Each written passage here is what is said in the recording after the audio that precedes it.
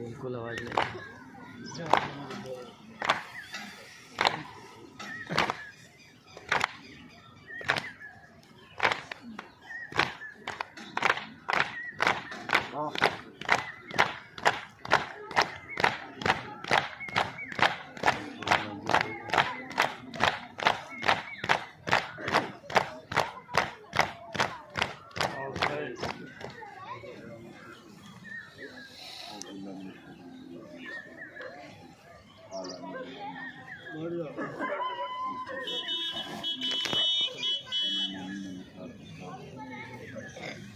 रमज़ान को साल पे ज़रबत करने के बाद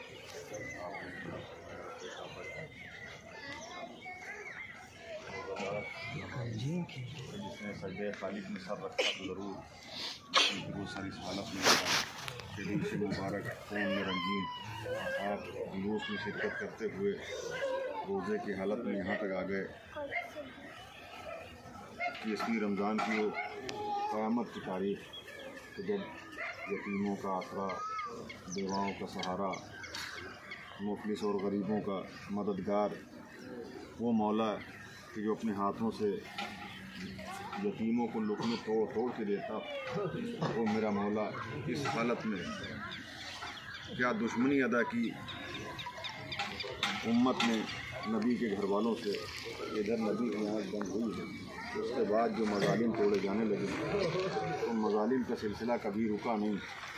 कभी करबला, कभी हसन को जहर दिया गया, कभी फातिमा की पसलियाँ तोड़ी गईं, कभी अली के सर पर ज़रबत लगाई गई। वो सिलसिला आज तक जारी है। आले रसूल पर जुल्म का सिलसिला आज भी है। न जाने कौन सी दुश्मनी थी। बस चंद जुमले और बात तमाम कर दो। अमीरुल मोमिनीन ने आखिरी वक्त में अपने घर वालों को बुलाया और बुलाने के बाद मौला ने वसीयतें की। वसीयतें करने के बाद इमाम हसन अलैहिस्सलाम को बुलाया और कहा, बेटा हसन, ये मेरा पूरा घर तुम्हारे हवाले। बेटा देखो, सबका ख्याल रखना, देखो सबकी निगरानी करना, इन सबको मैं तुम्हारी ज़िम्मेदारी में दे के जा रहा हूँ। सबके बारे में इमाम हसन से वसीयतें की। एक एक चीज़ के बारे में मौला ने बयान किया। हाँ, कुछ ऐसी बातें थीं कि जो न उससे पहले कभी हुई न उसके बाद कभी देखने में आई।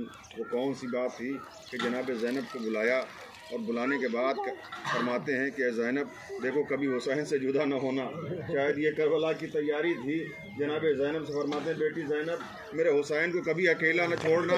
हाँ, जनाब ज़ैनब से वसीयत की। हालांकि सिन में जनाब ज़ैनब छोटी हैं, वसीयत ये होना चाहिए थी कि इमाम हुसैन से कहते कि अपनी बहन ज़ैनब का ख्याल रखना, लेकिन जनाब ज़ैनब से कह रहे हैं कि मेरी बेटी ज़ैनब, मेरे हुसैन को तनहा न छोड़ना।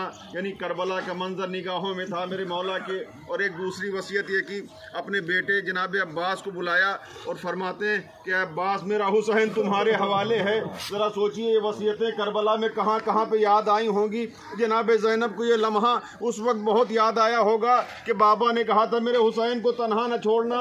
जब हुसैन की बेकोरो कफन लाश छोड़ के ज़ैनब मक्तल से जाने लगी होंगी, उस वक्त ये जुमले कानों में ज़रूर गूंज रहे होंगे कि मेरे बाबा ने वसीयत की थी, ऐ ज़ैनब, मेरे हुसैन को तनहा न छोड़ना। हाँ अज़ादारों, आप यहाँ तक पहुँच गए, जुलूस का इख्तिताम है। और दो जुमले और बात ख़त्म कर दूँ। इमाम हसन और इमाम हुसैन जब अपने बाबा को सिपुर्द लहद करने के बाद वापस आ रहे हैं तो एक खंडर से कुछ रोने की आवाज़ सुनी।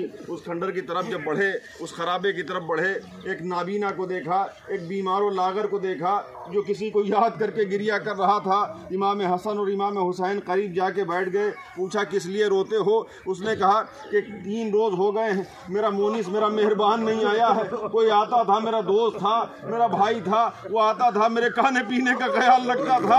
क्या उस पर गुजरी है कि मुझसे नाराज है? वो मेरी खैरियत पूछने के लिए नहीं आया है। इमाम हसन पूछते, कभी नाम पूछा, कोई निशानी पूछी? जब भी पूछता था तो यही बताते थे कि एक भाई अपने भाई की मदद कर रहा है, एक अल्लाह का बंदा अल्लाह के बंदे की मदद के लिए बैठा है। ये कहते कहते उसका हाथ हसन की कलाई तक जो पहुंचा, वो तड़प गया। का तुम्हारी आवाज भी उससे बहुत मिलती है, तुम्हारा हाथ भी उससे बहुत मुशाबे है। हसन की आंखों से आंसू जारी हुए। अब उसका इंतजार न कर, وہ میرا بابا علی مرتضیٰ تھا، میرا بابا شہید ہو چکا ہے۔